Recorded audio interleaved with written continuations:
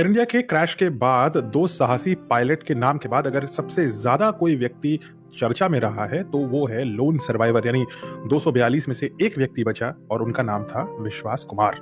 अब विश्वास कुमार की जो कहानी है वो काफी अद्भुत है। ये सच है, ऐसा लगता है कि किसी साइंस फिक्शन से निकली हुई है, लेकिन ये भी सच है कि वो कहानी सत्य है। जैसे ये कहानी सामने आई, कई लोगों ने सवाल उठाए। इस चैनल पे भी कमेंट्स आए हैं ऐसे, और मैंने कई लोगों की और वीडियोस भी देखी हैं अलग अलग जगह पर, जहां पर विश्वास कुमार के ऊपर ही लोगों ने सवालिया निशान उठाए हैं।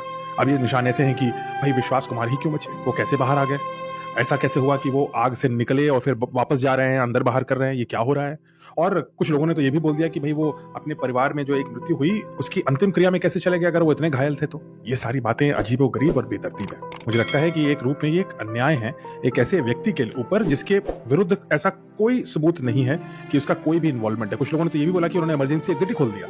ये सब बिना किसी सबूत के लगाए हुए एलिगेशंस हैं और ये गलत है। अगर कुछ भी ऐसा होगा तो आप विश्वास रखिए, इसके पीछे इतनी ज्यादा इंक्वायरी हो रही है कि सारे फैक्ट्स अथॉरिटीज के पास होते हैं। सो अगर अथॉरिटीज ने कुछ नहीं बोला है तो हमें बोलने के लिए ये नाजायज बात है, गलत बात है। और हम तथ्यों पे बात करते हैं। चलते हुए प्लेन में इमरजेंसी एग्जिट खोल पाना लगभग असंभव होता है, और अगर ऐसा हो भी जाता तो जो प्लेन है वो स्थिर नहीं रहता, वो स्टेबल था, वो ऐसे ऐसे वॉबल करता। जिस साइड से इमरजेंसी एग्जिट खुलती उस साइड से वायलेंट डिकम्प्रेशन होता। ऐसा कुछ नहीं हुआ। दूसरा, ये सोचिए कि विश्वास कुमार के भाई उस प्लेन में थे, यानी उनका परिवार उस प्लेन में था। अगर हम में से किसी का भाई या बहन एक आग के गुब्बारे के पीछे हो और हम बाहर बच के निकल आए तो हम क्या करेंगे? भागेंगे नहीं, हम उनको बचाने की कोशिश करेंगे। ये भारतीय वैल्यूज हैं फैमिली की, हम फैमिलीज के लिए जान देने को तैयार होते हैं। तीसरे बात, तो विश्वास कुमार अगर एक्सीडेंट साइड से अंदर बाहर करते हुए दिखाई दिए तो ये बिल्कुल वाजिब बात है। इनफैक्ट जब उनको ले जाया जा रहा था उनका हाथ में चोट थी, जला हुआ था चेहरा, हाथ भी। उसके बाद भी जाते जाते वो जोर जोर से बोल रहे थे कि मुझे वापस जाकर के परिवार को बचाना है। ये तो आदमी का अदम्य साहस है और इस साहस की प्रशंसा होनी चाहिए। इसके लिए उनको शक के दायरे में नहीं लाना चाहिए। और अगर वो अपने भाई की अंत्योष्टि में गए अस्पताल से तो कोई भी ऐसा करेगा, कौन नहीं करेगा ऐसा। उसके लिए उनको आप शक के दायरे में नहीं ला सकते। विश्वास कुमार एक ब्रिटिश नागरिक तो हैं, लेकिन उनके अंदर जो हृदय है, जो वैल्यूज हैं, वो इंडियन है।